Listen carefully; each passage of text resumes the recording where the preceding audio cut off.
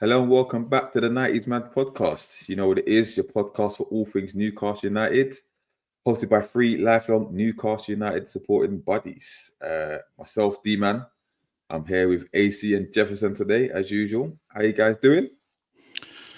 Good evening. Yeah, good evening. What's popping? Good evening, full stop. Yeah, man. Well, you know what? As usual, don't Good forget, evening. like, comment, subscribe, all that good stuff. Tell a friend to tell a friend, get the numbers up and that. But you know what? It's a strange one. It's been a while, man. It's been a while since I had to do a podcast like this. A defeat, yeah, finally. We're here to review the latest game. We went to Aston Villa, and if you don't know, I think the whole world knows now. We got thumped 4-1. Deserved defeat. Yeah. I see Ashley Best is in the building. We're about to hear excuses. No excuses, man. No excuses. Just a breakdown. And Scant's in the building. Big up Scants, the LFC fan. Big up. Liverpool fan, 1 way away from the title on that. Big up.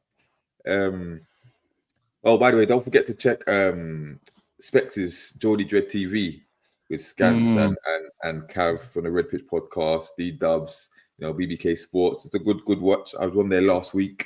I think they did a show yesterday as well.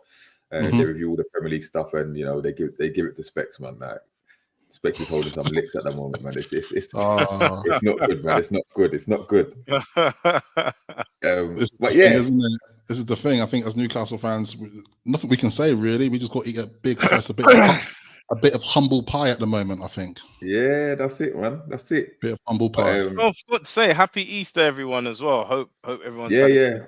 That's it. Hope everyone didn't work today like I had to do, but it is what it is. But yeah, man, let's get into it. 4-1 defeat. It ends our 6-game winning run in all competitions.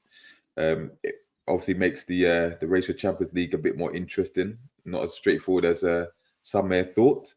But yeah, overall thoughts on the game, AC? Where shall I start? I think. Obviously, going into this game, we were obviously feeling quite confident. I think we all kind of knew, looking at the lineups in terms of looking at the fixtures leading up to this, we always thought that Villa was going to be a tricky game anyway. I always saw the Villa game more tricky than the Palace game. But to be honest, even the way this game went, it's not. I was watching it earlier today as well, a little bit more closely, just looking at it in a bit more detail. And it's definitely a game where, unfortunately, we just didn't turn up. And it just goes back to that thing of sometimes about what type of Newcastle we're going to expect from a game. Like, are they going to turn up and put the effort in, and what type of Newcastle play we're going to see? But I think overall, though, I think Villa, the scoreline, man, it hurts. 4-1, right? It doesn't look good. It doesn't feel good. But looking back over the clips as well, looking over the game, it looks like Villa could have had a lot more. This could have been a big drumming. This could have been 7 or 8, dare I say, because there's opportunities in the first half, which I think we'll get to. But at the same time, though, I don't want to put too much of a damper on it, because at the same time, this team has proven to be, putting a lot of great results pre this game as well. And I think we got to not have too much of a short memory in that sense. And I don't think the wheels have completely fallen off here to finish at the end of this season. I think there's still a lot to play for. But let this be a wake-up call if we needed a wake-up call in that sense as well. So, I think there's a lot to learn from this as well. I think we'll go into it a bit more detail in terms of the selections, who was picked and such, which is a hard one to judge, because I think I was saying it the other day, wasn't I, in terms of I don't think you could drop anybody from that Palace game, because we won 5-0, guys.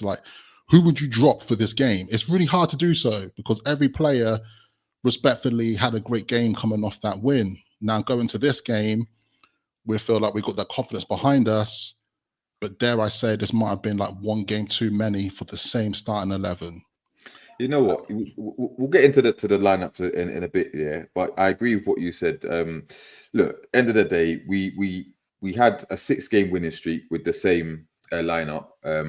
We set a record now with this. The first time anyone, I think, think 7 straight games with the same lineup, and you know it probably did take a toll on us. We'll get into that a bit later, but first of all, listen, big up to the Villa because they deserved their win. This wasn't a fortunate 4-1. Like you said, this could have been more. You know, we'll get through the chances, but they had a few that they could have put away, should have put away, and some good saves from Nick Pope as well. So this could have been 8-9. Yeah, we didn't turn up. You know, we scored against the run of play, and we just weren't at it. And listen, we knew we weren't going to win every single game for the end of the season. And like I said, you know, we knew that Villa was going to be a tough game. I think they haven't lost. Last time we lost in the season at home was against Arsenal early on in August. So they've had an 18-game unbeaten run at home. Not quite as impressive as last season when we ended their run because I think it was like 80 straight wins. But this time they've had a few dropped a few points. They haven't lost. They still haven't lost. So it's still a bit of a fortress, to be fair. And look, the way the game was played, it was like they knew they needed that win. It wasn't a must win for us. It would have been nice if we would have taken a point, but it was a must win for Aston Villa, and you could tell by the way they performed. And you know, we thought that they would suffer from a Champions League hangover, and that wasn't the case. And again, we'll get into the lineups, but this was a great example of the difference in the squads. Yeah, because Emery was able to rotate. We weren't. You know, in hindsight, it's a beautiful thing. You know, we would have said, maybe we should have rotated squad players, but again, who we would put in there, everyone was saying rotate for the Ipswich game. Yeah. So not many people are screaming for changes now, but in hindsight, maybe that could have been. And also, I go into this game, the one worry I had was Tyndall's done well up to this point, but he's not a manager. Yeah. And when he comes up against a tactical manager who knows his stuff, you just can't go on vibes, man. You can't. It's a strong. Yeah, but what disappointed me was there was only maybe 2, arguably 3 players that turned up yesterday, and one was Nick Pope. Yeah, as much as the critique about his distribution and stuff, but he kept us. He kept the scoreline down at times. Still hit the ball out a few times. And Sandro, he wasn't at his best, but he was probably still one of our better players. You know what I mean? So it's just like that was disappointing, and our right hand side was getting absolutely murdered. But Jefferson, what was your thoughts on it? Yeah, I mean, just like the title says, it was a very, very bad day at the office. What could have gone wrong? Pretty much everything went wrong. Some people may have predicted a loss or seen a loss coming, but not a slapping. Not when you're hitting 4-5-1. And let's be real, they could have had double digits. I can see Scants put in the chat, Watkins could have had 4 goals. That's correct. Because he hit the woodwork at least twice. Yeah. There was some good saves from Pope, who kept us in the game. And I think everything was off. That's probably one of the worst games I've seen us in possession. Particularly Joe Linton. You got the photo of Joe Linton there. He's the biggest culprit. And I'd say the only silver lining is there. I love J7. Look, I got him on my background. Like, he's one of my favorite players.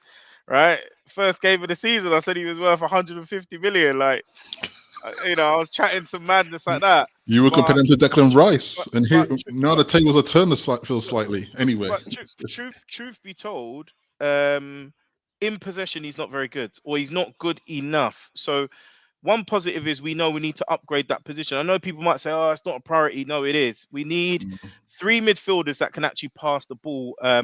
I think I said to you guys in the chat, when we're looking at defensive midfielders, even if you look at the likes of João Gomez, he can pass the ball.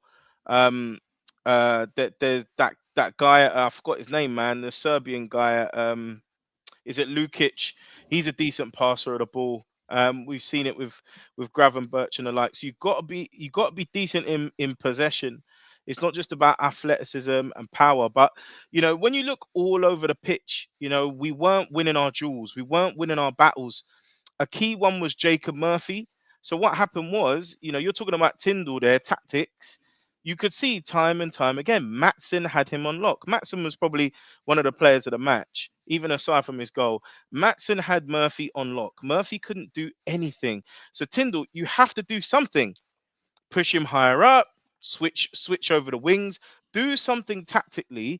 I saw obviously when Gordon came on, they did put Barnes the other side, but all over the pitch, I found like we were just losing our jewels, and it very much felt similar to what you were saying, D-Man, that Villa were more up for it. Why? Because they had to win it.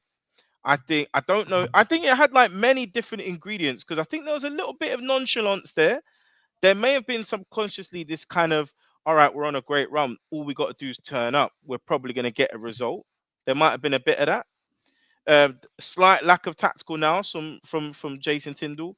I will give the lads a bly that they probably were really tired because you're looking at that's 3 games in 6 days, you know. And I think in hindsight, it's one of those ones. Not saying there should have been wholesale changes, but I think 3. I think you probably could have made like 3 changes without upsetting the balance of the side, just to keep things fresh a little bit. So I think all in all, a frustrating day. Losing 4-1 is bad enough, and I think we were saved from losing much more. I just hope that it's not lost the lads' momentum in our race for the Champions League. Yeah. All right. Big up Hells, who's locked in. He said, great title, to be fair. I was not expecting much from this game. I still remain positive with our stand in the UEFA Champions League. We will end up 3rd. I'm not so sure about 3rd. I still think we'll get there, but I'm not sure. And Ash said, do you have players to freshen the squad, though? And this is the thing, right? So let's talk about the lineup itself, right? So he's gone with the same lineup. Now, we know that, obviously, that the 3 games in 6 days, we know we've got a decent first 11, right? We haven't got a squad. But, like you said, you could have made 1 or 2 changes just to freshen up a little bit. Maybe he was waiting for the Ipswich game, but I was speaking to Curtis about the game earlier, and he said this is the problem with Eddie Howe, yeah? In the fact that not only does he make no changes, what he does is he sticks to the same formula. If we win 1 game, he sticks with the same formula for the next game. He doesn't play to the opposition. He said every top manager analyzes the opposition and sees which players is better suited for that game or which kind of tactic is suited for that game. You said it before, Jefferson. We've got one way of playing, which is the high intensity press, energy running legs. Right now, maybe that's because at this particular time, this is the only time we've got the 3 games in a midweek game, should I say? So maybe the thinking was get through this, maybe make a 2 change for Ipswich because they're Ipswich, and then stick to the same thing for the rest of the season because we've got 1 game a week, right? Do you think that's feasible? And if you want to make changes, where should those changes be? Because I know Jefferson said 3 changes. What 3 were you talking about? I certainly would have changed because I noticed Trippier pulled up at the last game, end of the last game. He had to be substituted early. He looked like he had a tight hamstring. So I wouldn't have taken a chance with him. I would have played Kraft because Kraft is reliable. He tends to not let us down. So he could have covered there. For me, that left centre midfield channel. So I really think Willock, I know Willock's more attacking, but at least he would have had speed to get up and down because that was a weakness of ours. They just kept getting in behind and they just had so much legs and we couldn't catch them. So I think Willock could have potentially slotted in there as well.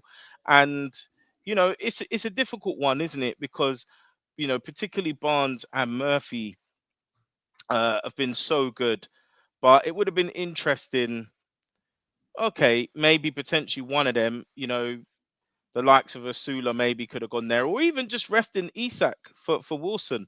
I mean, we'll come on to the subs later, I'm sure, because we got a bit to talk about there. But yeah, I think there's something about keeping your powder dry so that you've got another option. Do you think, AC, though, that we talked about Villa's ability to rotate and stuff, but Villa arguably need that bigger squad at this stage of the season because they're still in the FA Cup, right? So they've got the league to contend with. They've got the FA Cup to contend to as well. So maybe that's probably why Emery made those changes. Or do you think Emery made those changes because of the way we play? He picked a team suitable to defeat us. Yeah, and I think because Watkins, I don't think he was involved in the previous game against PSG, and I think he almost started that game with a point to prove. Now, I'm jumping ahead here into a little bit of the game, but we considered in the first minute, actually it was 40 seconds, right? 33 seconds. 33 seconds, guys, right? really, really, really poor, and it was several mistakes in there. And I know Tonali did clear it, but it went straight to the opposition immediately. It was unfortunate. It was a bit of deflection as well. Yeah. But what I'm getting at though as well is that because that rotation of the hunger. Now, if we did start this game, now I'm saying a big if here. You know, it's always easy to do this in a bit of hindsight, and I think we all agreed this before that it's easy to do it in hindsight. But let's say if we did start that game with Wilson, I don't think Wilson has enough hunger as much as Watkins right now on on par of beat on beat in terms of like being able to start that game. And it's difficult, right? Because I think we really agreed as a group that you need players to have a run of games. Look at Barnes. Because he had a run of games, he's got himself back to that level. It's almost like his match fitness is there, etc. It's really hard on Wilson because it's also like he's not going to get that, is he? He's not going to get that. And once again, when he did come on, I kind of just felt sorry for him. I was just like, it's another game where the fan base is going to be on your back now. It's just like there's nothing coming off of this as well. It's just really, really difficult. But I think going back to Emery, I think his tactics there, he played it into our hands. You know, he knew that with those fresh legs and with some fresh hunger mindsets, they're going to attack us in that particular way. And like you said, Maatsen, I think he was probably you're right, probably like the best player, one of their best players that they had. And obviously his goal, despite though Pope, I think could have done better though, deserved their goal as well. I don't know, man. At the end of the day, I just think it was a bad day at the office, but fair play to Villa, man. They turned up. And I think I was hoping they might have been tied from Champions League, but at the same time, they might have got knocked out from Champions League, but they actually beat PSG on their home turf. Yeah. You have to remember that. Yeah. So there's a lot of the momentum's behind them a little bit. And dare I say now, I think I see some people now saying that's probably like Villa's best performance in the league this season, which says a lot. You know what? It's funny though, because a lot of people say, I mean, even they said that's their best performance this season, right? Brentford, when they beat us, they said that was their best performance season. And then you've got Bournemouth, who beat us, said that's their performance of the season. So teams turn out against us, fam, and put on their best show. But also, just sorry to interrupt, but it's also because, let's face it, we are still a very tough opposition. People don't take us lightly. So if they beat us, it's like a massive step. Yeah, it's a big win. And I think you're right, Jefferson, as well. It was a must-win for Villa. Like, they had to win that game, because if they didn't, they're going to get left in the dust quite quickly, because their next game is against City, which I think is going to be a very interesting tale of how things develop. Now, I'm jumping ahead again about where we think English is, but I think, you know, I'm hoping they draw as a game. We don't want City to win. We don't want Villa to win. Well, listen, it's been a bad weekend for all of us. So Forest are up 2-0. Chelsea got their last-minute winner. City won. Villa beat us. Set me with Chelsea, man. Fulham should have wrapped that, man. Fulham. This is how high it is and how things can change. But let's talk about the game itself. So, Jeff AC, you spoke about the first goal. Jefferson, what were your thoughts on that goal itself? Oh, caught cold, isn't it? Caught cold. And it's something that's been happening all season where we can get caught up where we just stand off. We just stand off because, like, you know, why aren't you putting your bodies in the way? Because it was the same with I know we'll come to it, but it's the same with the fourth goal. There's no one on the edge. There's never anyone on the edge, and they don't get to the man. And to be honest with you, defensively, Tonali is always normally quite guilty of that. Obviously, it wasn't his fault in this instance, but I just feel we stand off too much, and I don't know if that's just that lack of awareness, you know, or is it actual ground speed? Like, can you get there? Do you know what I mean? Obviously, we get some kind of block or ricochet on it, and it's kind of, you know, gone into the net. But it's not a good way to start. It is, you know, you're already uphill. Yeah. You're already uphill. And also something I noticed that there's some real frustration when the goals were conceded. You know, the players were kind of like screaming at each other and kind of signaling at each other, and that's what got. You smell the blood, isn't it? It's like the wolves smell the blood a little bit. But heads started to drop a little bit after the second goal. The head started to drop a little bit, which is a bit concerning. But big up Vinicius locked in. Scant also asks. He said, does this concern you for the next season, playing every 3 days and not having a squad or change of playing style? Now we'll get to that, but I will say the squad doesn't worry. The squad that wouldn't worry me because I think we will add to the squad significantly. We The have playing to. style, yeah, that does worry me a little bit, but we'll get to that. But yeah, that first goal to that we conceded, very sloppy, 33 seconds. No team should be conceding in 33 seconds. It's embarrassing. And like you said, Tonali, he got back. He did well to get back. The clearance wasn't what it should be, but there was still enough time to get to clear the danger of that goal. And like you said, Jefferson, they weren't putting bodies on the line. Maybe because it was early in the game, which is still an excuse. But Fabian Schär was having a mare, right? Because he was at fault for that goal as well. And then he could have been sent off. He could have been sent off when he dragged him down. The last man, he's lucky to get away with a booking in that respect, right? So he stays on the pitch, and then obviously we equalize. Yeah, again, I say against the run of play. Good work from Harvey Barnes, who whips it in, and there's Fabian Schär with another header. I think that's 18 goals he scored for us in his career. But you'd think after that, okay, What a ball, by the way! Great ball delivery from Harvey Barnes, yeah. What a ball! He done the same. Similar He to done the same Gordon against at Bournemouth. Yeah. But obviously he's got in his lock, and like I said, he's riding with confidence at the moment. So things are paying off for him. But other than that, the rest of the half was a hard watch. You mentioned Watkins hitting the woodwork. I think one was with a header, one was with a shot. Pope made another good save at the near post. We were getting absolutely peppered, and like I said, we couldn't hold on to the ball. We couldn't string two passes together. That Bruno was non-existent, otherwise being petulant. Joelinton was getting bullied out there. And you know what? Credit to their midfield as well, because you see Yuri Tillemans, he absolutely bossed it. And not only just with his play, but the physicality as well. I didn't realize he could be so physical. Which annoyed me because I was just like, to be honest, he's a good player, but he's a kind of opposition player where I'm like, we should eat him for breakfast. We should eat. Don't let him get too much space. But I think looping back round to the earlier discussion, we talked about adapting to the game, a bit more tactical, flexible within it. This is definitely a type of game where when it's hitting that point, I was thinking to myself that it's a time where you should have just been like, right, actually, in this example, take off Murphy, bring another midfielder in. Because you need to help your other midfielders in that circumstance, because there's not enough bodies in there. Because if you look at it, most of the time, Villa just overthrown us because there's always an extra man in there finding space, which obviously makes people like Joelinton just like left, look right, and the ball's passed in quite quickly. Bruno was drowning as well, and Tonali was doing his best. Murphy couldn't do anything either. Exactly. And because Murphy couldn't do anything, he should have stopped them off and been like, you know what? Tactically, they took you out of the game, Murphy. So therefore, take you off, bring on Miley, and let Miley help out a little bit with the midfield. That right side was getting murdered. Absolutely murdered. Because in that particular point, it's almost like, though obviously I would like us to win that game, sometimes you got to just be like, you know what?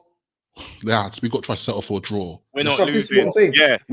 Just put the men behind the ball, innit? When it got to 1-1, I said, listen, get to half time, calm things down and make a few changes so we can hold on to this, because we weren't winning that game. The way they were slapping us about, we weren't going to win the game. But I thought we could maybe hold on for a point, right? Big up Specs, who's locked in. Geordie Dread. What's up, Specs? Don't know where to start after watching that game. Many context to it, etc., etc. I said Bruno gets away with too much, and he does. We'll get to Bruno as well. Big up Chris as well, who's locked in. I just want to say big up Specs, because I wasn't watching the watch along live, Specs, but I caught up on it a little bit, and it was a bit funny actually, because he just started the stream. He hadn't probably got himself on camera and we already conceded a goal. He was upset. So I just want to say big up to him. I know it was a hard watch for him later down the line, because I know sharing the frustrations as well. So big up Specs anyway. You know something though, which is quite interesting. It's hard because I said I would lay off the lads because we've been on a good run. But you could argue we still haven't learnt something new, because coming off a good run, we tend to get smashed. That happens. We're not very good away from home, or when we tend to lose away from home, it's pretty big sometimes. So there are patterns that kind of reoccur with this team under this stewardship. Again, it's hard to blame Eddie. He's not well. He's not there. We don't know what instructions he's given to Jason Tindall, what they've planned. But I think we're very too easily telegraphed, and we don't have a plan B. We don't have a plan C. what we're screaming out is, like you said, AC. If we're not going to win the damn game, make sure Don't you lose don't it. lose it. So Settle put for a 10 men draw. behind the ball, and that's what you say. You know what, Isak, you've had your day today because there's no luck for you today. Bring on a Sula, not Wilson. Bring on a Sula. Put men behind the ball and launch the ball long. The same way West Ham used Mikel Antonio to run the Well, channel. this is what You see what I'm Chris. saying? This is what Chris said. He said this is where the difference between middle and top of the table comes into Yeah. play. Fitness is all well and good, but adaptability is with other players win you the league. And it should we aren't there yet. Now, what I will say, We're not technical I'm enough. gonna give the Eddie and Cole a benefit of the doubt because, like we said, Eddie hasn't had money to spend in the last 2 summers, right? This summer, there is no excuses. We need to get a different caliber of player and squad depth. And when we get that, we need to show, like I said, a more tactical flexibility. If he's capable of that, we will see. If he's not, it's going to be very telling, and it might be time to kick rocks. But at the present time, we haven't got this. We haven't got the squad depth. We haven't got the quality in the sub. When you look at the difference of the sub bench, of Villa sub bench, and Target Arsenal came on. bench, Hey bruv, man, when I Matt saw him, Target came on. it's a What's write-off. going on? It's a What's write-off. going on? The other thing is very simple. It's very simple. You're playing against a team that is playing 4-2-3-1. They've got a double pivot in midfield. So it means even if Asensio was to stay up with Watkins, they've always got 4 in midfield. Yeah. 3 in midfield does not work all the time. Just change it. That's Just why. change it. That's why I said we should have just bring another midfielder in because, like I said, they Frustrating. overthrown us. They won the midfield battle, which this was a definite game of like, if you win the midfield battle, you'll win the game. And because Villa did that, they had a double pivot. Yeah, I noticed that from the time the lineup was shown, I was just like, yeah, you can almost see how they're going to play. And come on, we all see how they attacked PSG in that, right? Yeah. Villa are a good side, and I think that is another thing with them. I know they've been a bit inconsistent in the league this season, but they are a good side. This I don't get this inconsistent thing, because listen, they've That always was just been last season, D-man. but they've always been on our tails, and they've always been thereabouts for the top 5 places, regardless of their Champions League campaign. There's always been. Yes, they might be sitting in 8th for that, but they've still been a couple points off it. When I'm talking about inconsistencies, I think with Villa, I need to double check on this, but like you said earlier, their home record is really good, but their away form is pants, to be honest. It's not that good. So this is where I think it's going to get interesting for them with their run-in of like how they're going to perform in their away fixtures. They're a bit like us, actually. They're very similar to us, where we can hold ourselves down quite well at home, but when it comes to away, it's not as consistent. And our away form is not bad, Our away form is pretty good, We've got we've had one of our better seasons. Yeah, we've had one of the 10 out of 18. Yeah, 10 out of 19 away record. Yeah, it's not this. Interesting. But let's wrap up the game itself, because they go 2-1 up. Was it Maatsen got the second goal on the left hand side? Goal. Yeah, good finish. Yeah, good finish. But again, our right hand side. Look, Cher couldn't get there. Look at that. He couldn't get there. And I think he might be injured as well. Fabian Cher went up with a hamstring injury, so he might not make the Ipswich game. But yeah, Maatsen gets the second, and for me, I knew there was no coming back after that. We got lucky to get back into the game the first time. That overlap, though, it's very telling because it's one of the things where you can see it. You can just see it happening. You can see it. And the way that he started pushing forward, and he had too much space, and I was just like, he is going to shoot at this angle, despite the angle where should Pope have done better? Should Pope have done better? Absolutely. I don't think so. I thought it was a good finish, No, it looked like it went right in the corner. No, you need to look at Pope the way he throws after the goal as well. I was just like, bro, you could have done better there. Now, dare I say it, and I'll chuck us out there right now. Personally, I think Dubravka would have saved that. I'm just saying. But at the same time, in the court of the speed of light in that particular moment, it was a great finish from Maatsen as well. So I do give it to him as well. He put it away really well. But the next goal, and I'm jumping ahead to the next section, D-man. Yeah, which one was that one? The third goal disgusted me. That was the Burn own goal with Tielemans. Oh, my Lord. That really upset me. Played by Ramsey. Yeah. Just foul him. Just foul him, though. Do something. Yeah. I felt like when I saw that happen, I was like, this is too easy. It's almost just like the wheels are falling off at that point. It's just like, It's like we team. just down tools, isn't it? Because you can see as well, everyone's shouting at each other, everyone's looking, the frustrations are there, and there's no, and I think in that particular point as well, it's almost like we're looking to like, you know, our leadership group here, like pull us together, you know, but I felt like everyone just had their heads down. It wasn't a good moment. Just before that goal, like I think literally a minute or two before that goal, we did have a decent passage of play, and Bruno thought he should have had a penalty. And that's when he lost his We head. didn't get the penalty, then he lost it, got a yellow. Yeah. Very, very petulant, Yep. which sets the tone for the rest of the team. And that's your Where captain. was Dan Burn? Where was Trippier to say, oi, come, chill. Let's go again. Come. It's only 2-1. We're still in this. Good bit of play. Let's go.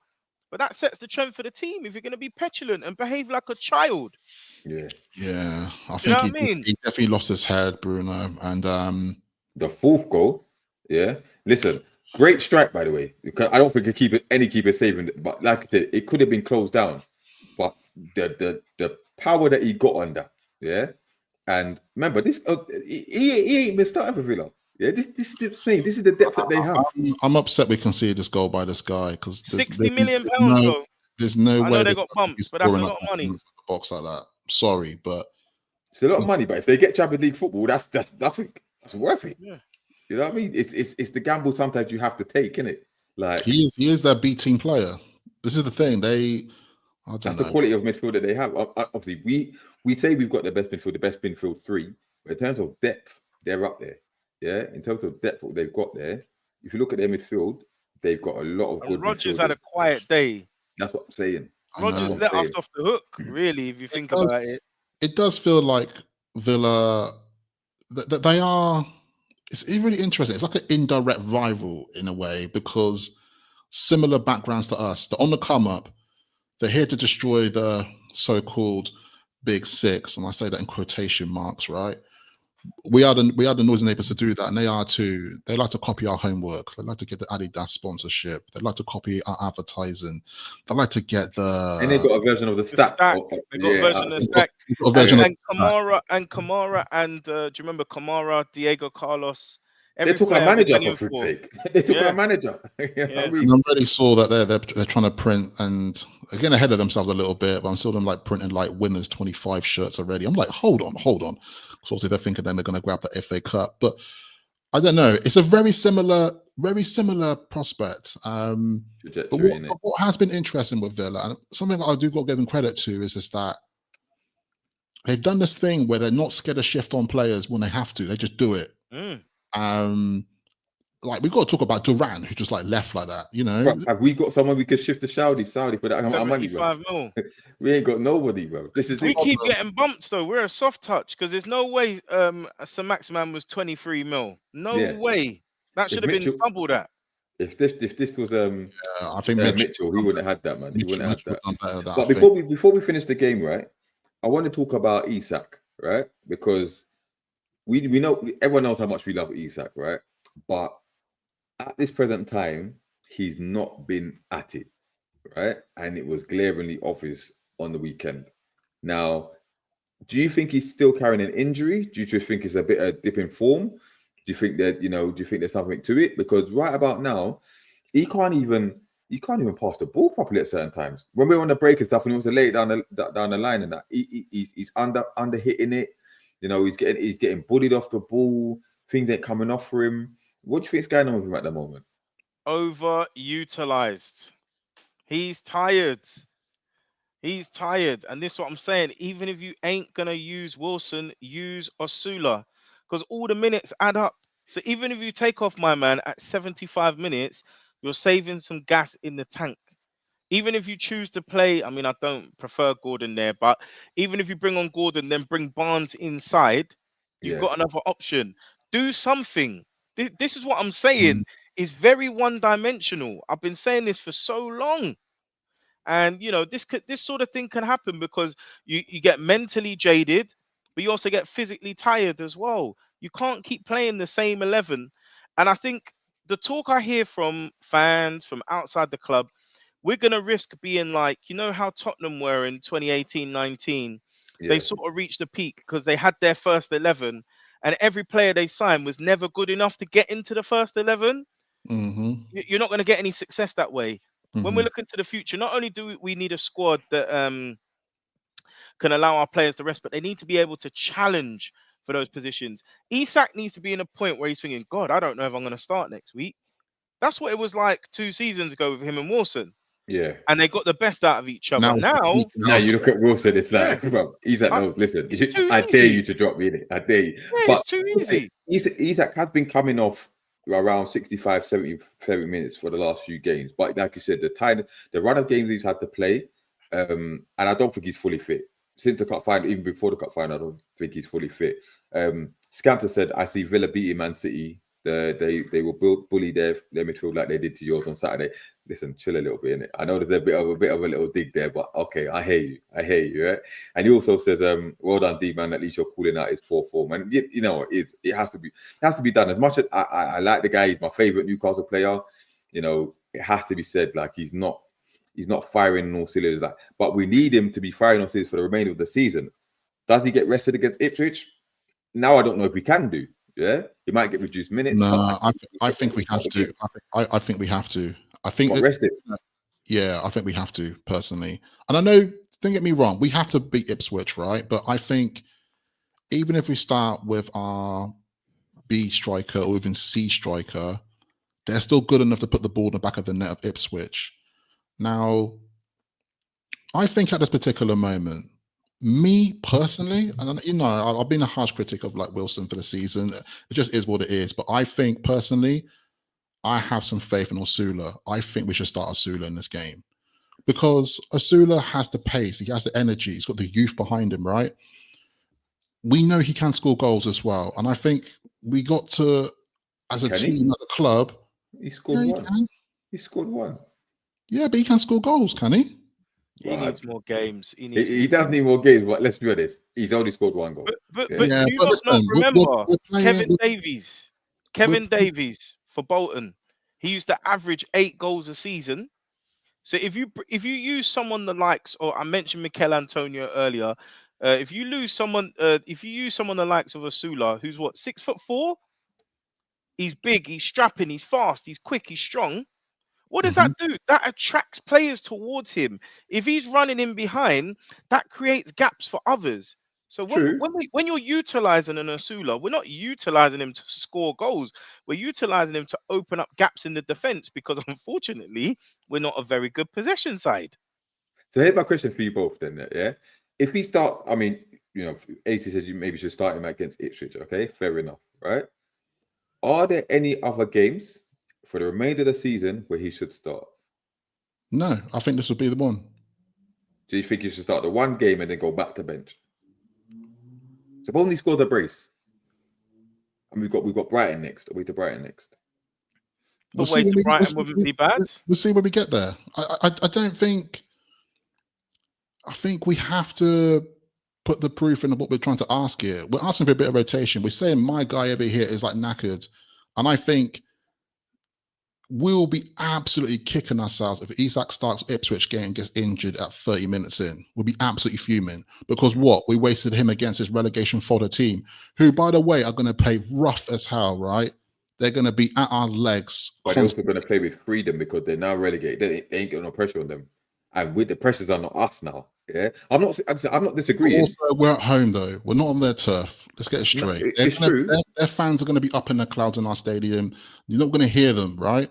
They're not going to hear them. In fact, I would love to know how many fans are going to travel to that game alone. Ipswich fans are done for the season, right?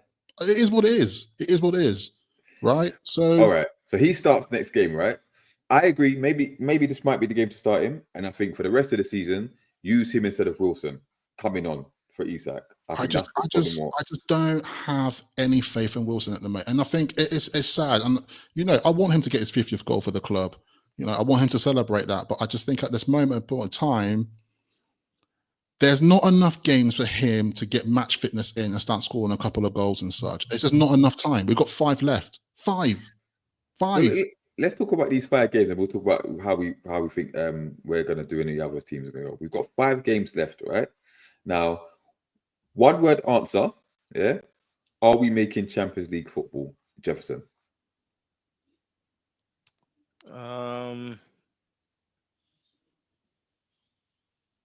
I'm gonna say yes by the skin of our teeth. AC? Yeah. AC? Yeah, we'll make it. We'll make it. I'm saying yes as well, right? Now, We'll if you make look at the next 5 games, right? We've got Brighton, we've got so Ipswich, Brighton, Chelsea, Arsenal, and then Everton, right? Now, how many points where do you think we get the points and how many? So if we go for Ipswich, do you think we're going to get the 3 points? Yeah? Yeah. Yes. Right. Brighton away, how many points we getting? 1 at best. I see a Danny Welbeck winner there, but yeah, maybe a point we get. Okay, AC? Difficult one. I think we can win that game, but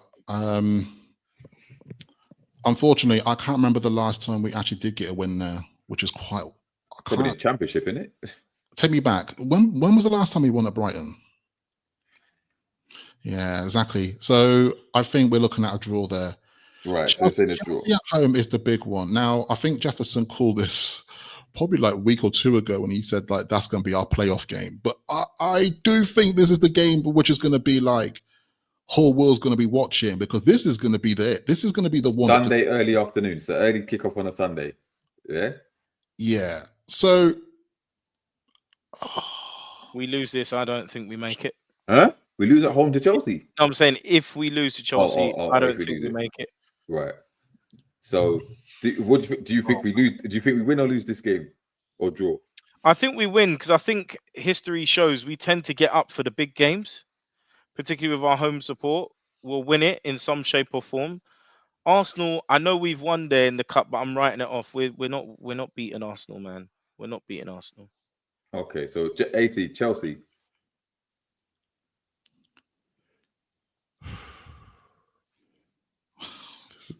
I think we'll win. I think we'll win, but Chelsea are a funny side, man. I don't know. I think we beat Chelsea. I think we beat Chelsea 3-1. Yeah. I've got this weird feeling. Actually, no, you continue. Continue the next game, but I'll explain in a minute. Go on. I personally, this might be me being very silly, right? But I personally don't think we lose a game for the rest of the season. I think we're going to beat Ipswich, draw with Brighton, beat Chelsea, draw with Arsenal, and beat Everton. I've got a bad feeling about the Everton game. I've got a feeling that it's a big thing to predict at this particular stage, but there's always twists and there's turns, and I've got the feeling we're going to beat Arsenal, and I've got the feeling we're going to draw against Everton. I think I'm going Everton are nasty bastards. Excuse my language, but they are.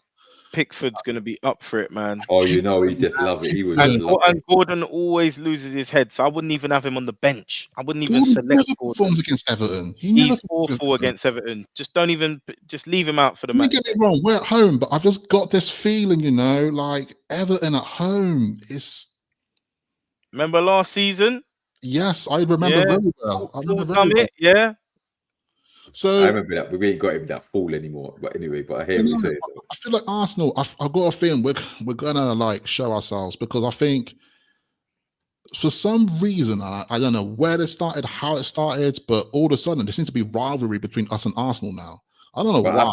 But that makes it even harder though, because Arsenal, I think they play us straight after their second leg in the Champions League semi-final, right? Yes, they do. But then so did Villa after their Champions League. But also Arsenal hate us, so they would want nothing better than to dampen our Champions League hopes and put us back in our place. Yeah, this is what, and especially Arteta as well. Saka's back. They've got a huge lift since Saka has returned to the team. I know. Tino will lock him. Tino will lock him up. Minor thing, bro. Minor thing. Tino will lock him up. But we'll see, man. I'm not. Listen, I'm not. I don't think we'll win. I don't think we win. Yeah, I think I'm going to that game as well. I think I got a message there. I should be going to that game. But Scatter said he reckons we get the 9 points from our 3 home games, and he said, but we'll lose to Brighton and Arsenal. Yeah. Remember, João Pedro suspended. So their biggest attacking threat is not there. Although Welbeck loves a goal again, loves a performance against us as well. But we'll see. Spurs scored. That's good, but my fantasy team just took a hit. But anyway, what's the score? Score then? 2-1. And what's the time? I think it's like 10 minutes left or something like that. Maybe. Come on, Spurs. I never thought I'd say that, but looking at Forest's next remaining fixtures, right? So assuming they get the 3 points today, they then got home to Brentford, and Brentford have a good away record, right? You got away to Crystal Palace, which is not going to be easy. Yeah, home to Leicester, they'll beat Leicester. Away to West Ham, they'll beat West Ham, and then home to Chelsea. So that could be a big deciding factor. That one. In their remaining fixtures, right? Chelsea got some tough fixtures, man. Chelsea, yeah. If we look at Chelsea, let's look at Chelsea's now. Let me have a look now. Chelsea have got, so they're home to Everton. Now, if we're saying we might struggle against them, Chelsea tend to struggle against Everton regardless. Home to Liverpool. All right, Liverpool won the league by then, but they'll still put our strong team because they've got nothing else to play for. Away to us, yeah, which could be a 6-pointer. Home to Man United, I expect us to beat Man United, and then away to Forest. So they've got a difficult one as well. Yeah, they've got a difficult one as well. Man City, yeah.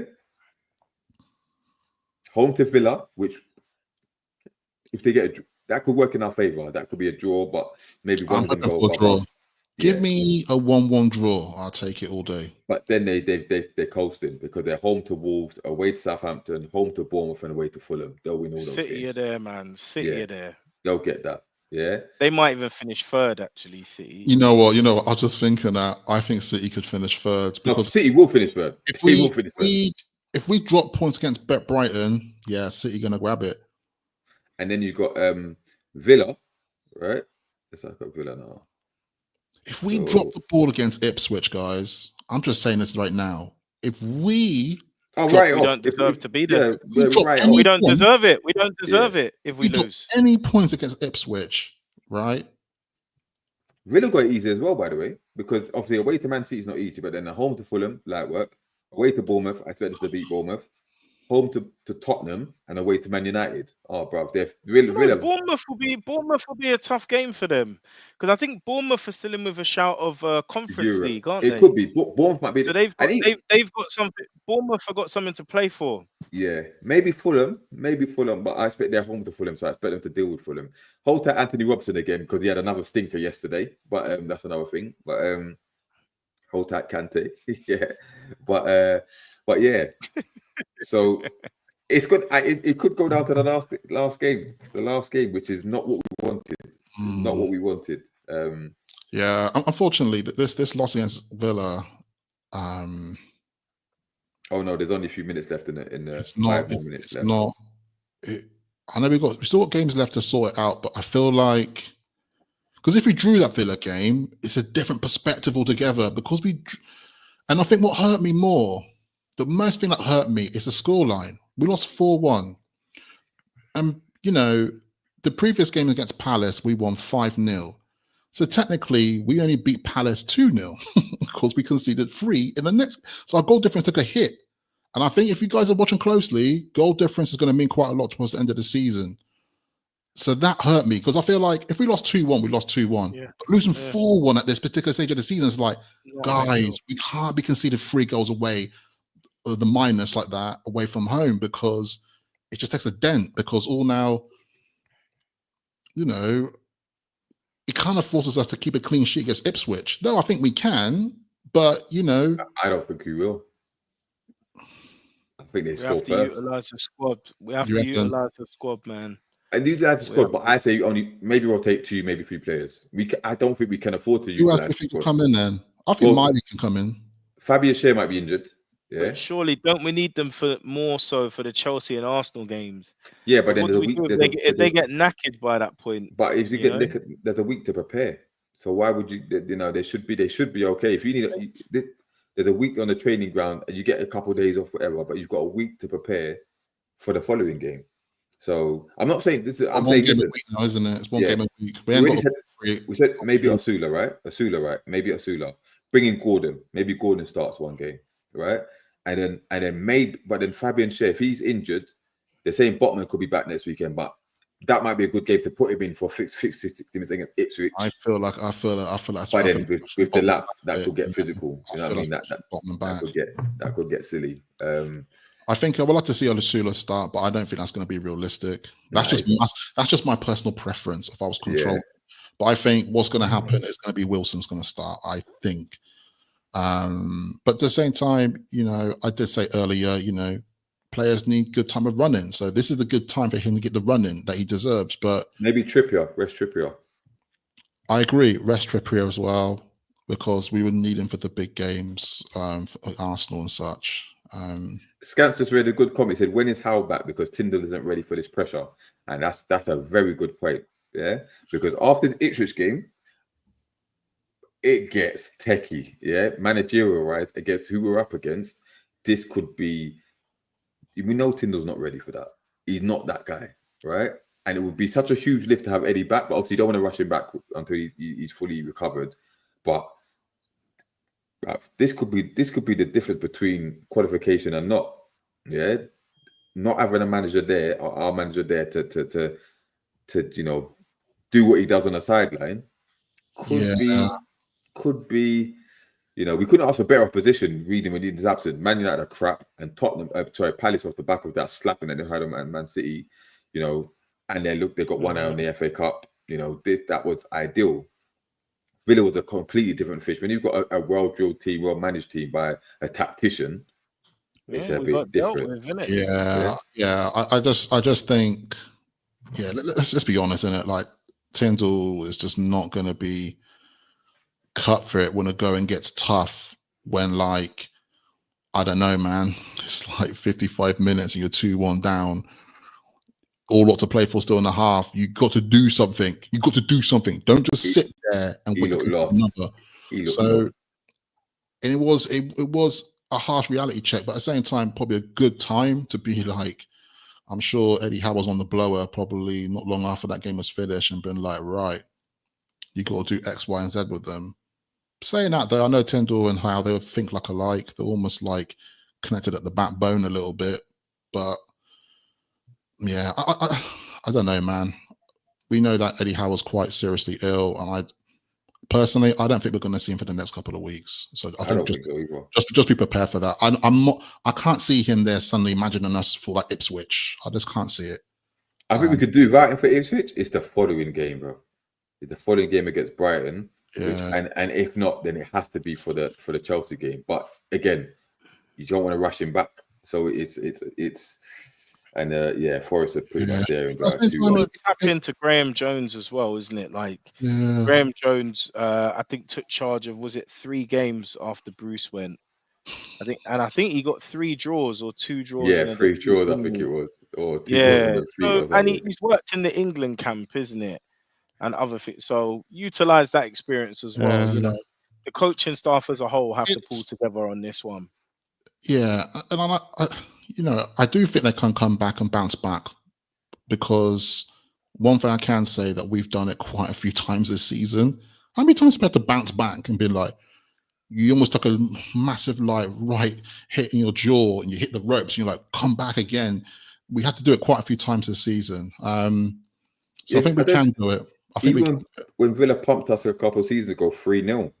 We bounced back and beat Spurs 6-1 the next game, and then we won 4-1 or 3. Well, we went on that mad run. We were scoring bare goals on our way to qualify for Champions League. So it can be done. You know, I think this is a bump in the road. We couldn't, on paper, ask for a better game to recover. So that should give us the lift going into the remainder of the season. So I'm still confident that we'll get the job done until they show me otherwise. We just got to beat Ipswich 4-0, guys. Which is very, very realistic. It is realistic. If Isak does play, he's got an incentive of the golden boot there. You know, he's got to try and get 3 or 4 in this game if he really wants to go for that. And that's no disrespect. 30 goals. He got a hat-trick against them before, so... Yeah, we're now down to 4th place because Forest have won 2-1, which makes, tomorrow's game very interesting. Reality just kicks in quick, doesn't it? We could be 5th. We could be felt like we was on it for 2 minutes on that seat, man. Yeah. Who's playing tomorrow? Man City Villa. Oh, yeah. Oh, gosh, yeah. Okay. So if there's a winner in that, we go down to 5th. Yeah. So it's a squeaky bum time. Yeah? There's no margins for error now, isn't it? No margins for error. Yeah. Mm. But yeah, we'll see, man. We'll see. But anything else you want to discuss before we sign off? And look forward to the first of all, what I know we do prediction videos anyway, but just at the moment, what's your prediction for the Ipswich game? And tomorrow's game about Man City. Let's start with Man City Villa. What's your prediction for that? I think it's going to be a draw. 2-1 City. 2-1 City. I see a couple of people in the chat think Villa are going to win. I think it'll be a draw. You think a draw? I don't think Pep's not going to lose that. He'll do anything not to lose it. Yeah. There's to be a difference of managerial. I know I'm comparing with Tyndall with Pep. I'm not comparing at all. But you will see Villa will come into the game definitely, but you'll see Pep just go, we can't lose this, and he'll do changes to adjust that. You can see that happening already. But I think I think it'll be quite close. I think 2-1 City. I'd love a draw, but I think City are going to edge it 2-1. Scancer said 2-1 Villa. But we'll see. Depends who starts as Villa as well. I'd be interested to see who starts. Like, is Watkins going to start this one? Or Rashford, isn't it? But we'll see. And for the weekend, quickly, just I know we could change the predictions when we get nearer the time, but right now, Ipswich game. What are you saying? 4-2, because we've been leaky. 4-2. Okay. No, I would say because we're at home and our last home game fixture, we won 5-0, bruv. So I think it's gonna be 4-0. I'll put it out there now. Yeah. You think we can keep out Delap, yeah? He's not match fit though, is he? If he's playing, I think he scores. If he's playing. Well, I think 3-1. We'll win 3-1, but I think they may take the lead. I think we'll win 4-0, man. I think we'll 4-0. And dare I say, I can see Wilson proving me wrong when he scores his 50th goal. There's my prediction. Okay. AC's always right, but we'll see. Always right, even though I don't want to be sometimes, but I can see Wilson scoring. And it's the kind of game that you can see him scoring, and then you can see the admin on Twitter doing the celebrations for the 50th goals for the club. I want to see that though. You know, I'm not Wilson. I love you, man. You are our guardian angel at once upon a time, you know. It was you and Maxi, yeah? You were our guardian angels who kept us head above. Just take the clogs off, man. Take the clogs off. Yeah, it's on the docky paddle. We're like gasping for air, trying to just stay afloat as a club. He was there, man. He was there. But he runs in clogs now. He's wearing clogs and he's running in jeans, brother. It's not a good look. He looks like a bodyguard, a security guard trying to wrestle man out of the club. That's what he does, brother. He lost all the pace. He's just there to wrestle centre backs and cause a nuisance. But it is what it is. I'm also seeing like nonsense rumours that he's going to extend his contract as well. What's that about? Oh, that's a discussion for another day. This is what happens, though, guys. He wants to keep the group together. Listen, if we qualify for Champions League and this man is still in the squad in 2026, bruv, what is going on? if he's still in the squad and we qualify for Champions League, and don't we get another addition, yeah, then I don't care. But he cannot be the backup to Isak. He can't. Right, but again, if we get another addition, someone's going to have to move because you can't have like. Asuli's going to go on loan, innit? Asuli's will have to go on loan, get some game time. But that's the story for another day, innit? We leave it there, innit? Sell him, you know. We'll leave it there. I don't think it's cutting a cloth, and he might just get sold. But yeah, listen, we'll leave it there. We'll be back to review the Ipswich game. Hopefully, we're back to winning ways. We're all smiles. But thank you for all that joined in the conversation, left your comments and stuff. Don't forget, like, comment, subscribe. Will be available on the audio, the Apple Podcast, and Spotify. But yeah, until next time, we're out. Peace. Salute. Peace.